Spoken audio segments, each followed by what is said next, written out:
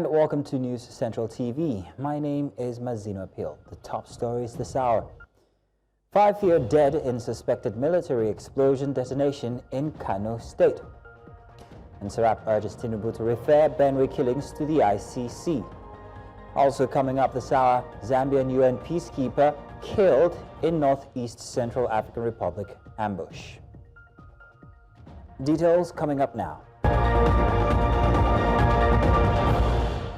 Welcome again. We begin with security matters. A deadly explosion has shaken the Kano community, claiming the lives of at least 5 people and injuring several others. Authorities suspect the blast was caused by a military-grade mortar bomb, raising serious questions about the handling and transportation of explosive materials.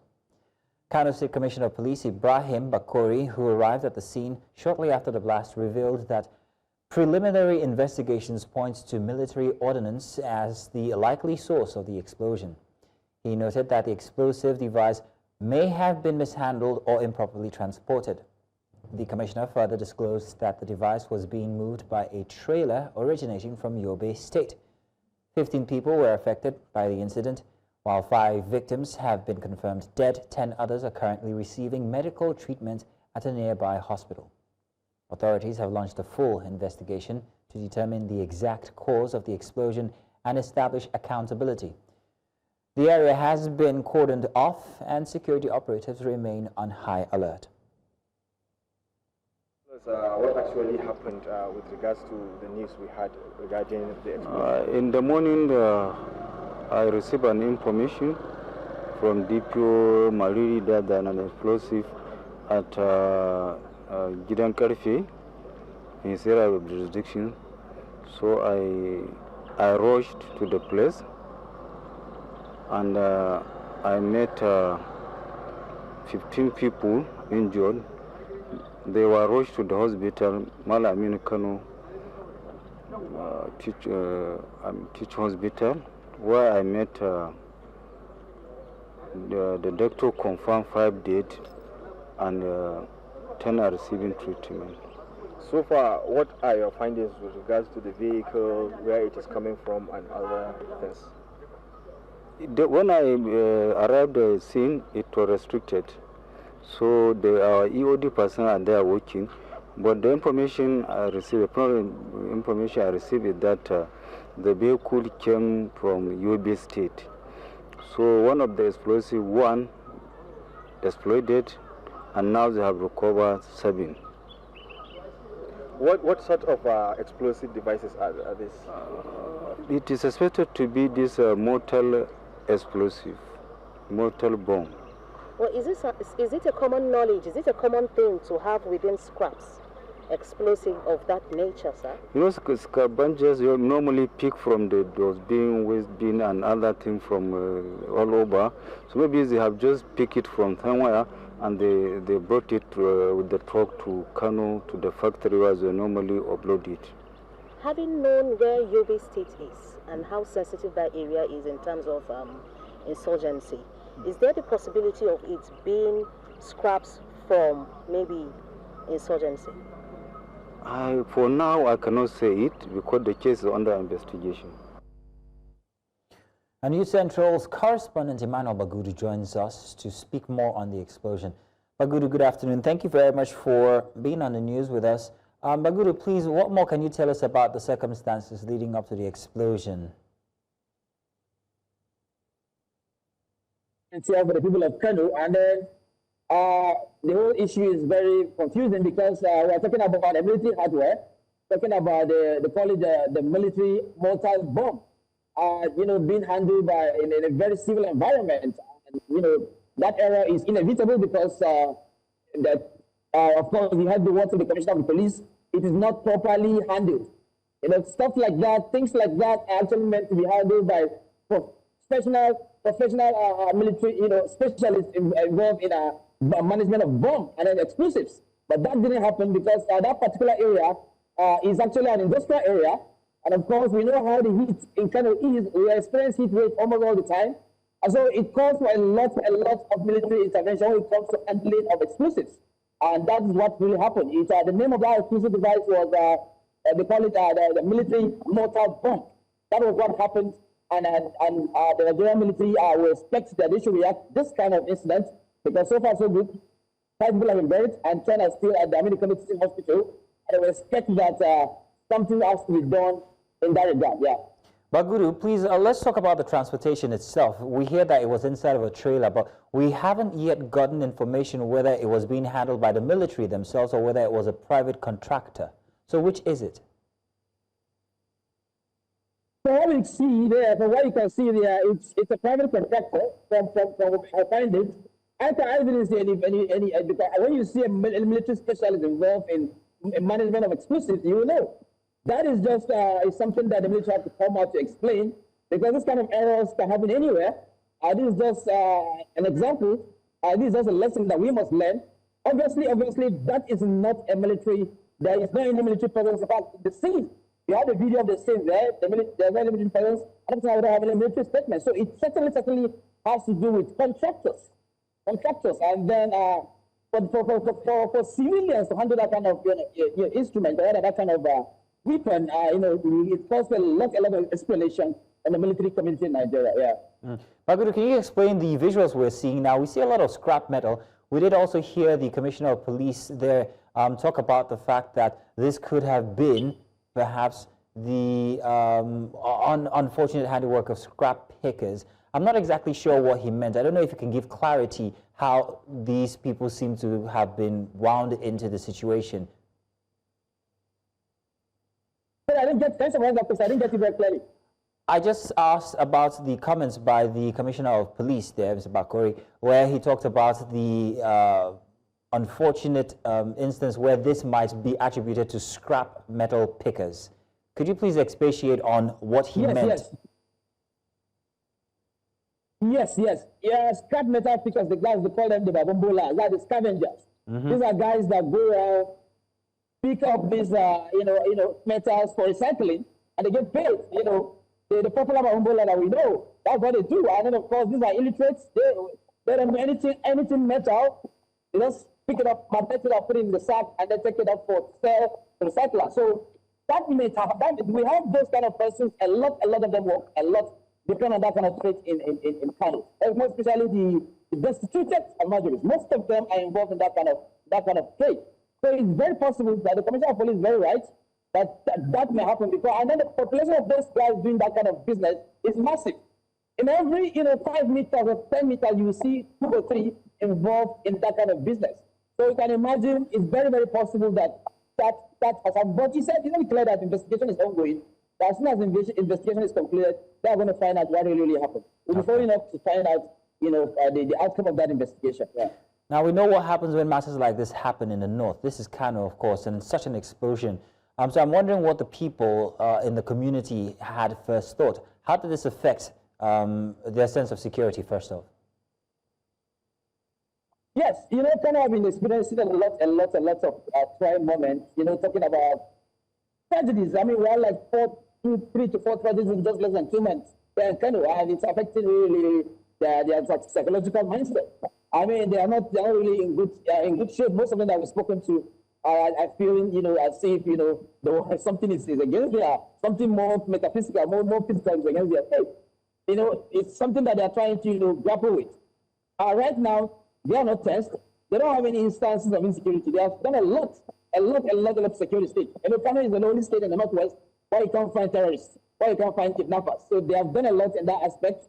So, but coming to experience this kind of, pockets of tragedies is something that they're trying to find it so difficult, to manage. But the government is back from Arch.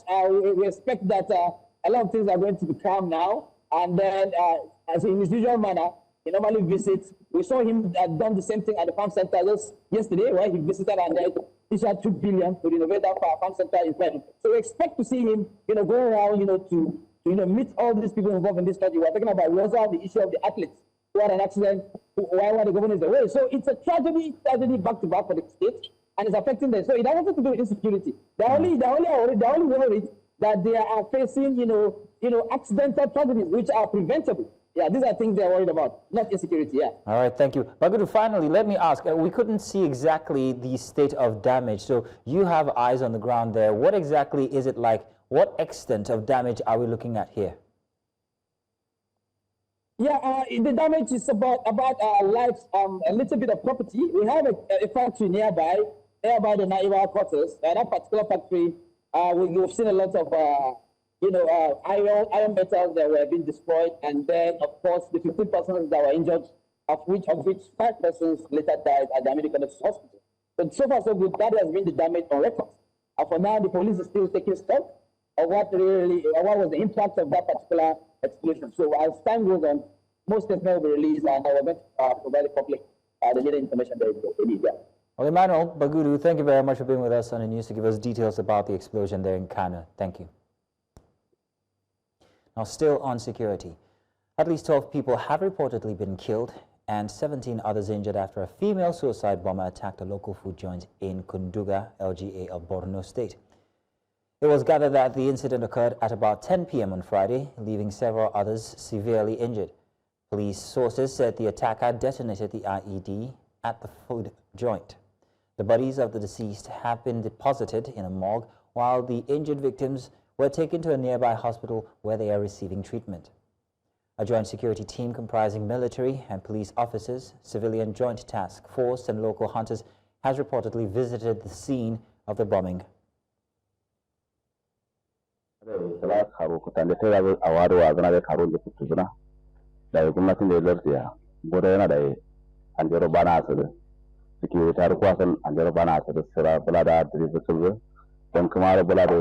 Dana so lende awali da lin turudo lende ma lende da ne futu goro no ma ndama lay ba sa kata da kaka ndama lay ya koti barolo no ma rasu bula da kamara ga waru wa jimbo kamar lay da su kishi ma bula duro da sa wa lay bula da da na kala ta ma ga rukata bula da andero wata laga tuki ta da wata sahara andero kuru sai yar kalan gulita tara wuza au kuma gawalu a sama ga kurunanga ya ce kala kira ga duk ji ce ba kurkrami gande to ni yande wat awande lawan kun kamar biska ka ji wasan di kwata wasan di ya minti ta ko ya wasu ma shi wa tan sawan da zoro sawan di tinge karu kutta sedan je fulena anja sha bunin ko sun ya ce ba bika bune maro na fadin kare ro ki kurun chulan wa awru. Staying in Borno State, more than 10 years after they were forced from their homes by the Boko Haram insurgency, displaced residents of Ashigaisha town in Borno State say they're ready to return and resume farming before the next planting season. The decision was made during a community dialogue held in Maiduguri, bringing together members of the Ashigaisha and also Kirawa communities, as well as Senator Ali Ndume, who represents southern Borno in the state. Now, News Central's Umaru Kirawa has more on that story. Deserted since 2014, Ashigaisha remains a ghost town in Borno State, a shadow of the thriving agrarian community it once was.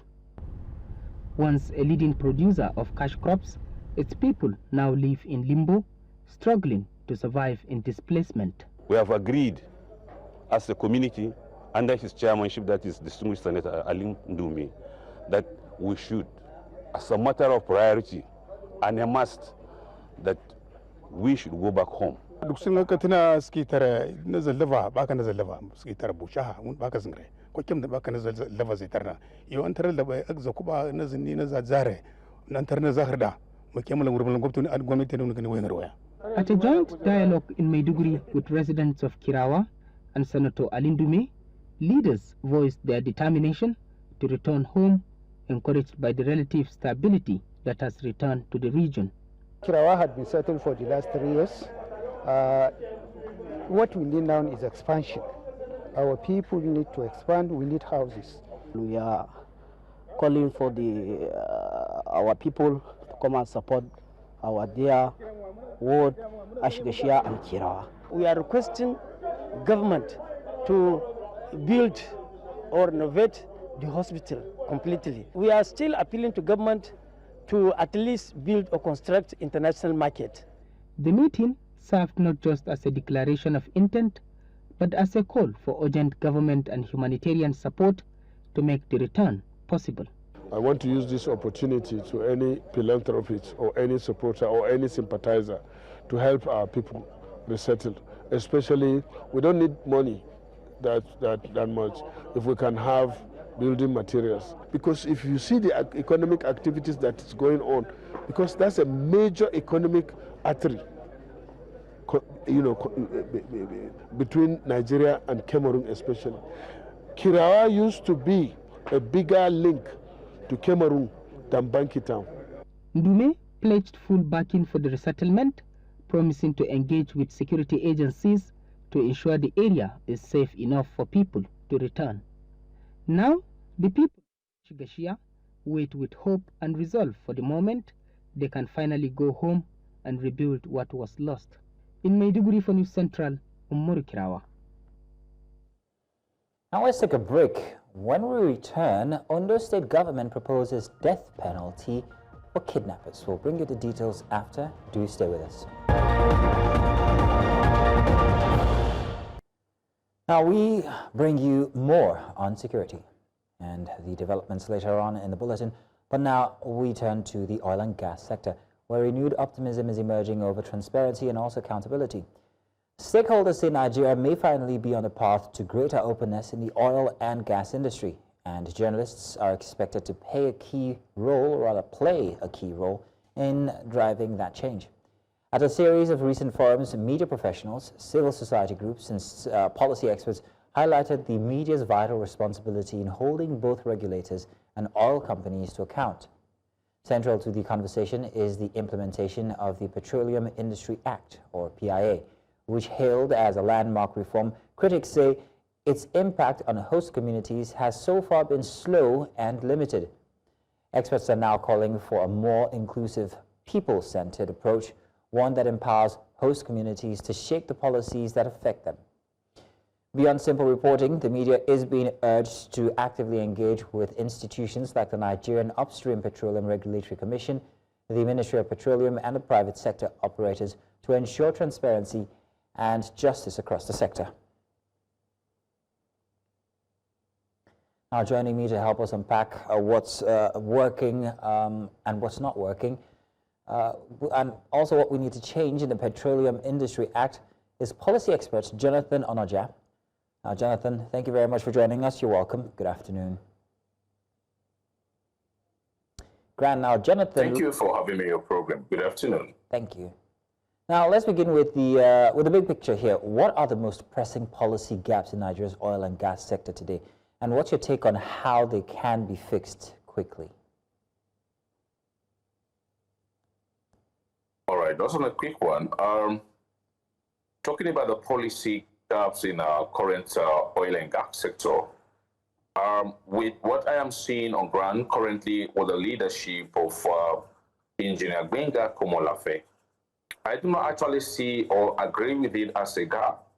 Rather, I think that there should be a support and complementary rules of other oil and gas sector institutions to make sure that his achievements is well is well solidified. Today, talking about the policy or the gap that you have raised, which you have actually pointed out, I think what I will say as a person is that with the implementation of some of the PIAs, the gap are not actually seen much, and because of the regulatory leadership of the institutions like that of the Nigerian Upstream Petroleum Regulatory Commission, I begin to see and also agree with some experts and opinion leaders that the current leadership is actually giving to the people the true benefits of dividends of democracy. Take, for instance, the host communities before now have been facing a lot of problems, but with the coming in and the implementations of some of the PIAs, we're beginning to see that host communities are actually giving the true benefits, including other social responsibilities from the investors. And so today, we are now having this crude oil theft as it used to be. We are now having increased production capacity, and that has actually fostered some sense of transparency, and then enhancing that confidence on our oil and gas sectors from the foreign investors. And I commend dearly the regulatory leadership of Engineer Gbenga Komolafe for the wonderful work he's doing at the upstream sector.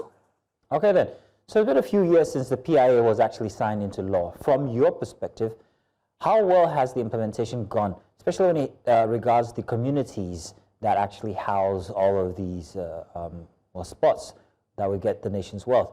And let's also add, with the media's call to action here, how can the media help these communities as well?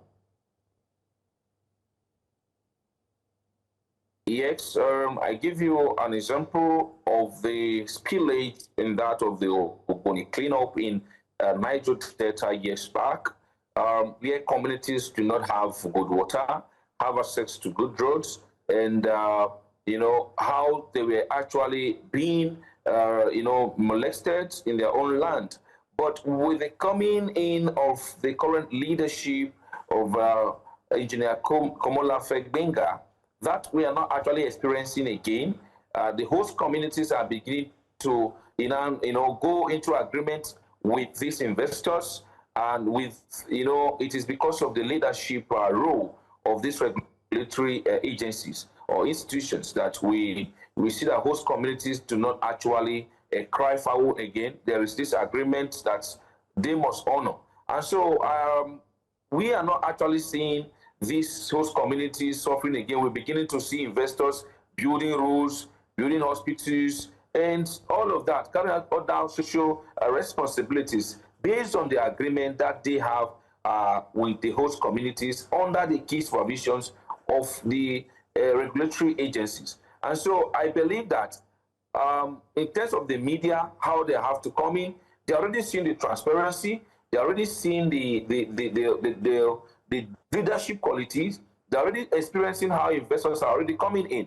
And with our now production capacity, even meeting up with the OPEC quota, it shows that we have been able to stabilize our local consumption, and again, see how now we can begin to have surplus and export. While exporting, we subsidize for our country, for our nation. So we are getting it right, and I believe that once the media comes in, getting informations and educating Nigerians what the current leadership of the Nigerian Upstream Petroleum Regulatory Commission under the leadership of Engineer Gbenga Komolafe is doing, I think even the host communities that are even benefiting from some of these PIAs, but they are not actually aware of who is behind it, why is all this happening.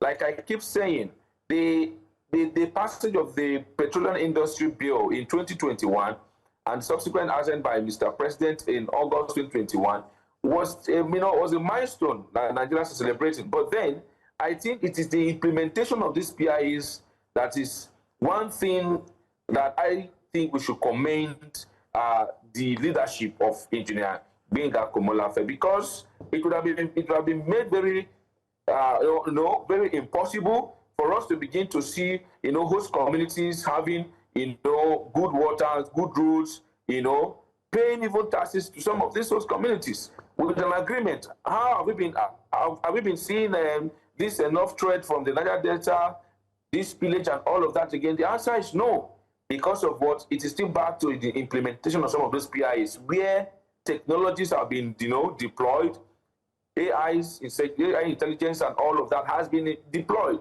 to now monitor the production processes. What we now produce is open. So even the host communities know what is being done. There's no exploration. They know how it is being done. And then they have even devised a means.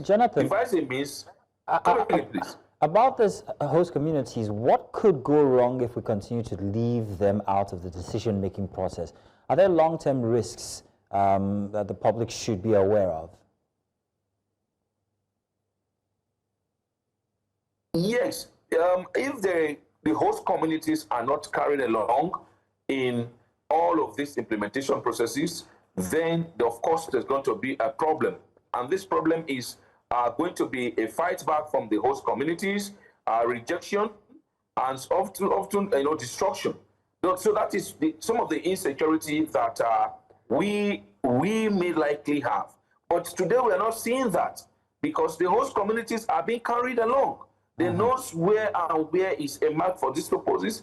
They know where the oil are, and then they know where the oil wells are situated. They know where the production is ongoing. So they take note of those.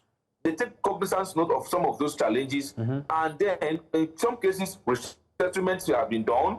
In some cases, road construction. In some cases, where some of those things are happening, schools and where they cannot even have access to good water, they have been able to provide an alternative for the host community. So I'm even saying that there are developments going far. The spate of development going on at the host community level is much. Even now let's talk about that effect. Let's talk about that effect. Let's talk about that effect as it goes further from the host community. What practical steps should be taken to ensure that the PIA truly benefits every single Nigerian, not just the host communities? Yes, the PIA's implementation, like one of its cardinal points, like I mentioned on other platforms before now, is now having the NMPP, our former, what we call the NPPC or NPC or something. So now become a limited liability company that is also working together with the upstream sector for maximum productivity.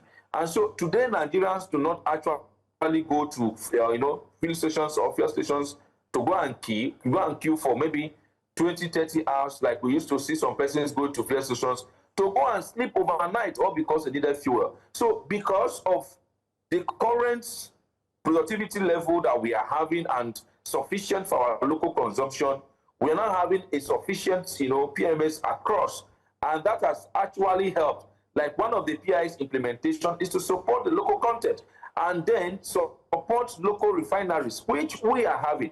And so there's enough supplies to the local refineries, and that has actually reduced the economic rent that it used to be before now, where you will see somebody will tell that a cost of liter of fuel is 1,001, but then you have to pay maybe 1.5 or 1.7 because of perhaps even the fuel attendants now take that as an opportunity. But because of the surplus supply, there's no scarcity, inflation is nowhere to be found, and that is one of the benefits of the PIAs that Nigerians are already enjoying. I take you back to the days of the, Jonathan, my apologies, Jonathan. I've only got a few minutes with you, and I think I've expended that time. But you have spoken well. I think we've gotten plenty from all you said today. Jonathan, thank you very much for being with us on the news.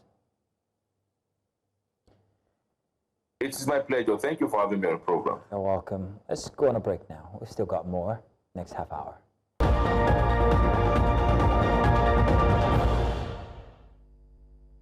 Welcome back. Now, in the meantime, here, the Socio-Economic Rights and Accountability Project, SERAP, is urging President Bola Tinubu to take swift, decisive action by referring the ongoing wave of killings in Benue State to the International Criminal Court. In a statement issued on Sunday, SERAP's Deputy Director Kolawole Oluwadari emphasized that such a move would affirm Nigeria's commitment to human rights and the rule of law.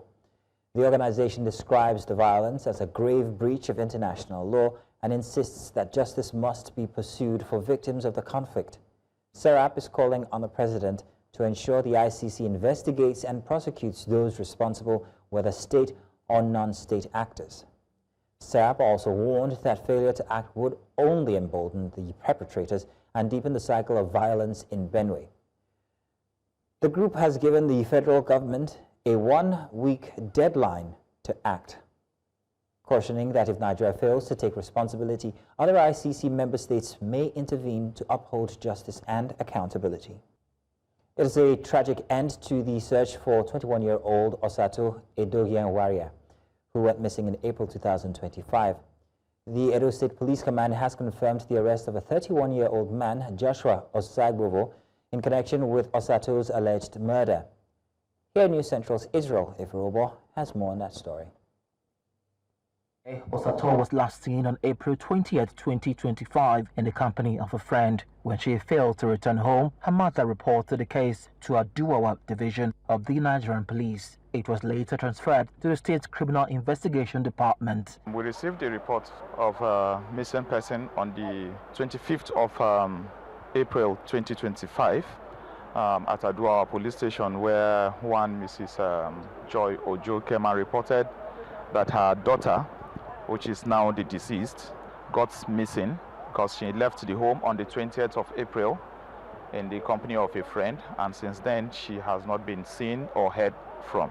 So through diligent investigation and technical intelligence, it led us to the arrest of the culprits by name Joshua Osagbovo, a 31-year-old resident of Iyanomo community in Ipobaoka local government area of Edo State.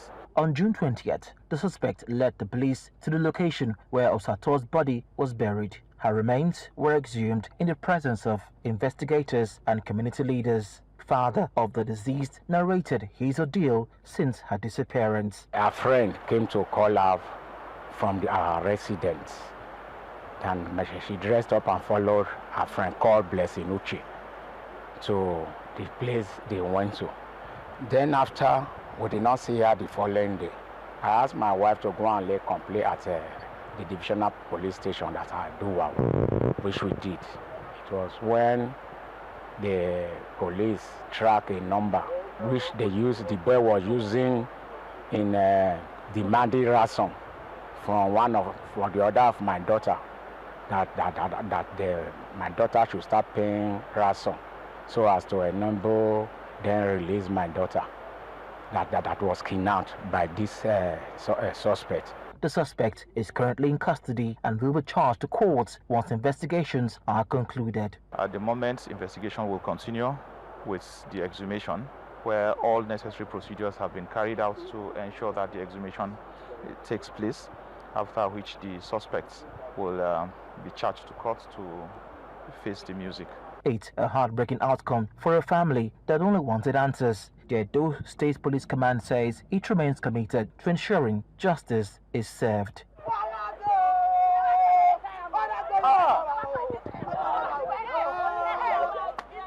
In Edo State, for News Central, Israel Ifirobo. The Ondo State government has proposed a death sentence for whoever is found guilty of kidnapping in the state. This is in a bid to eradicate kidnapping in the state. The Attorney General and Commissioner for Justice in the state, Dr. Olukayode Ajulo, disclosed this while speaking with journalists on Saturday after the weekly State Executive Council meeting. It was gathered that the state governor, Lucky Aiyedatiwa, presided over the meeting.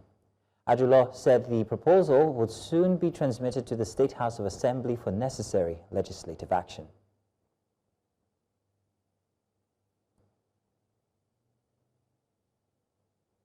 While the All Progressives Congress remains firmly in power at the federal level, recent developments expose growing cracks in the party's internal structure. From power struggles to regional grievances and early succession maneuvers, some believe the party's unity is being tested. News Central's Ibalani Yamani here reports.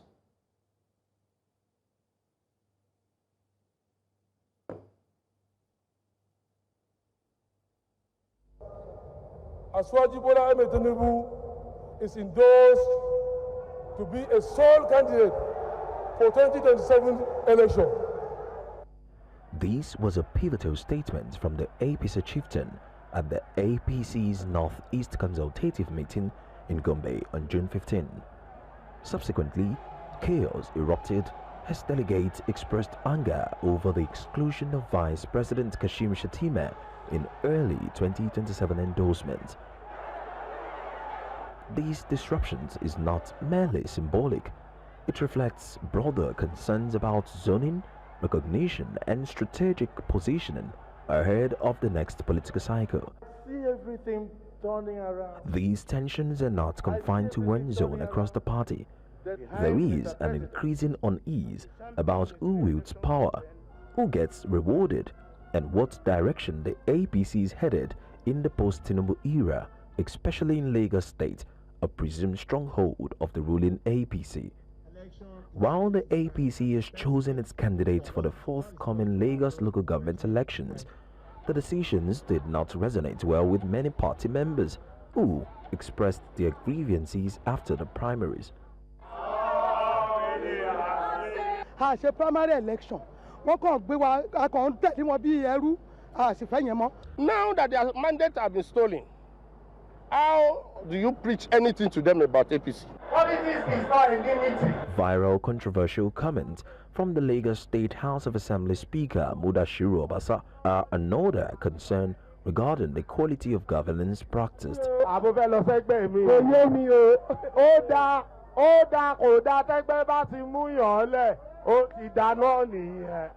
There is also the alleged fallout between President Bola Tinubu and Governor Babajide Sanwo-Olu, who occupies a major role as the governor of Lagos State, Nigeria's commercial hub, and the APC referred to stronghold.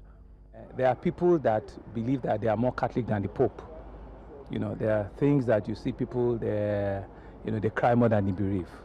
You know, father and son, are things that we always ensure that, there's nothing at all. My father is my leader, and we're grateful that he has given us the audience today. These developments raise questions about the future of the party as the next general elections approaches. Meanwhile, there are mixed reactions from Nigerians regarding the impact of the APC-led government on the economy. Honestly, the government has been paying undue attention to political issues. They've neglected security, they've neglected economy. We are a loyalist of this party. We are always ready to work for this party. But we are not ready to continue with this style of imposition. Big questions now loom. Where does Vice President Kashim Shettima stand in the APC 2027 plans? As the tensions in Lagos weaken the party's grip on the state, is the opposition ready to seize the moment? And are Nigerians content on the APC rule or yearning for change? Only transparency from the Electoral Commission, alongside voter turnout and 2027 results, can provide clear answers. Until then, Nigerians wait, watch, and hope for the dividends of democracy promised by the ruling party. In Lagos 4 News Central, Igbalani Omani. In Ivory Coast, the ruling party has nominated President Alassane Ouattara to run for the 4th term, despite growing political tensions and opposition pushback. The decision was made Saturday during a party congress of the rally of Hoopsutits for Democracy and Peace in RHDP. The nomination was proposed in the president's absence by Patrick Archie, the head of the Congress, and swiftly accepted by delegates. While President Ouattara has not officially declared his intention to contest the October 25 election, his nomination comes just days after the country's 2 major opposition parties announced a united front against what they called rising authoritarianism. The opposition coalition is also demanding the reinstatement of their candidates who were recently barred from running by the courts, a move that has intensified the political climate. Critics of the US-trained economist argue that a 4th term would undermine democracy in the West African nation. Ils ont pris les décisions fortes suivantes à l'unanimité. 1. Désigner le président Alassane Ouattara président du RHDP.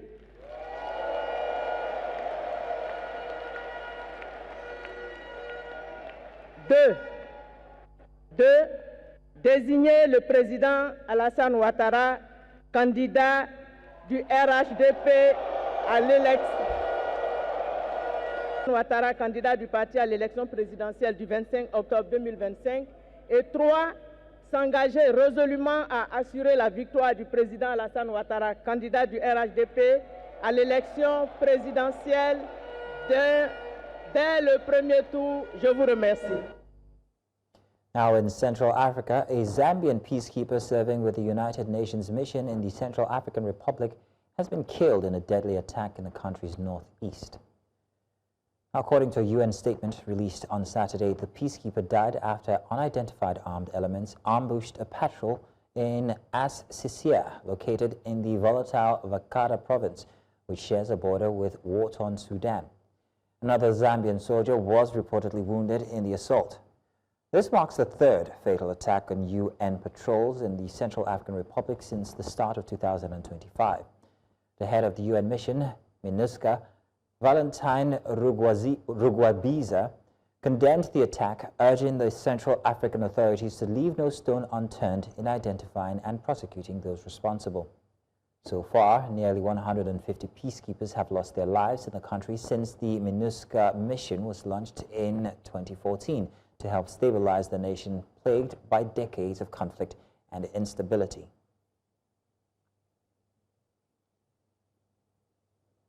Still ahead, President Trump confirms destruction of Iranian nuclear facility, threatens further action. We'll bring you details in a bit.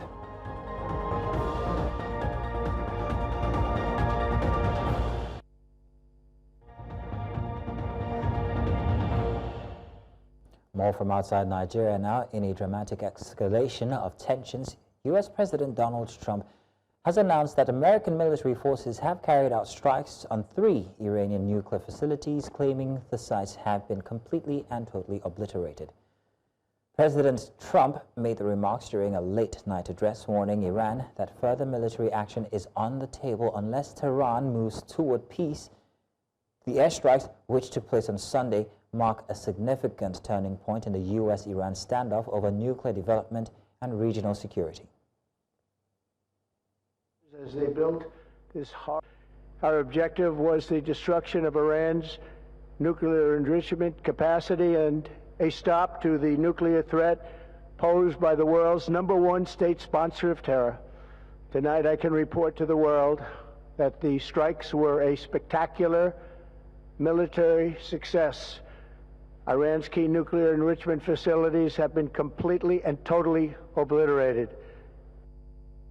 While Israeli Prime Minister Benjamin Netanyahu has expressed his deep gratitude to U.S. President Donald Trump following American airstrikes on Iranian targets.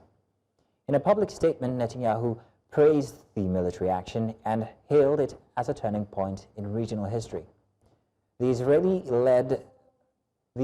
leader described President Trump's decision as a pivot of history, saying it could pave the way for future of peace and prosperity, not only in the Middle East, but beyond. Netanyahu has long warned against Iran's nuclear ambitions and welcomed what he sees as a strong and decisive move by the United States. History will record that President Trump acted to deny the world's most dangerous regime the world's most dangerous weapons. His leadership today has created a pivot of history that can help lead the Middle East and beyond to a future of prosperity and peace. President Trump and I often say, peace through strength. First comes strength, then comes peace. And tonight, President Trump and the United States acted with a lot of strength. President Trump, I thank you. The people of Israel thank you. The forces of civilization thank you. God bless America. God bless Israel. And may God bless our unshakable alliance, our unbreakable faith.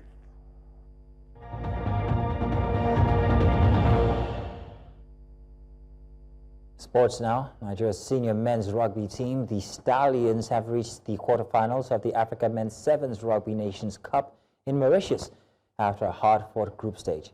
The Stallions opened with a spirited performance against tournament favourite South Africa, losing 17-5 but showing promise. They bounced back with a dominant 29-12 victory over Burkina Faso, showcasing pace and precision. Despite a narrow 14-7 loss to Zambia in their final group match, Nigeria's performance was strong enough to secure a spot in the knockout stage. The team now faces Kenya's Shujaa in a high-stakes quarterfinals clash. Other quarterfinal matchups include South Africa versus Uganda, Zambia versus Madagascar, Zimbabwe and Ghana, and Burkina Faso will square up against the host Mauritius.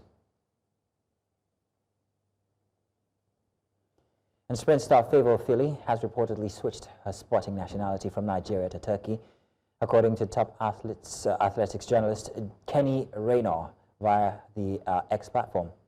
Now, this development is a major blow to Nigeria's future medal hopes. Her decision comes after repeated frustrations with Nigeria's athletics administration.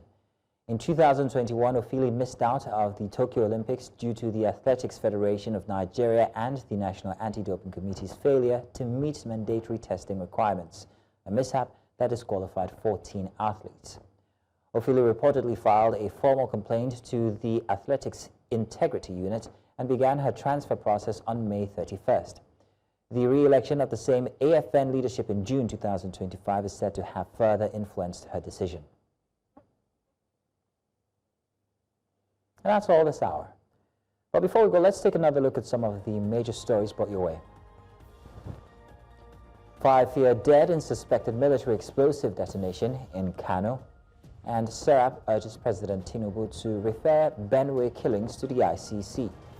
We also told you that a Zambian UN peacekeeper has been killed in northeast Central African Republic ambush. Now, do remember you may send your eyewitness reports to the WhatsApp number on your screens now. And do follow us on social media. We are at News Central TV. You can watch News Central live on DSTV channel 422, GoTV channel 274, Star Times 23, of course, I beg your pardon, GoTV channel 23, Star Times channel 274, Evo TV, and of course on YouTube. Many thanks for watching. My name is Mazino Appeal.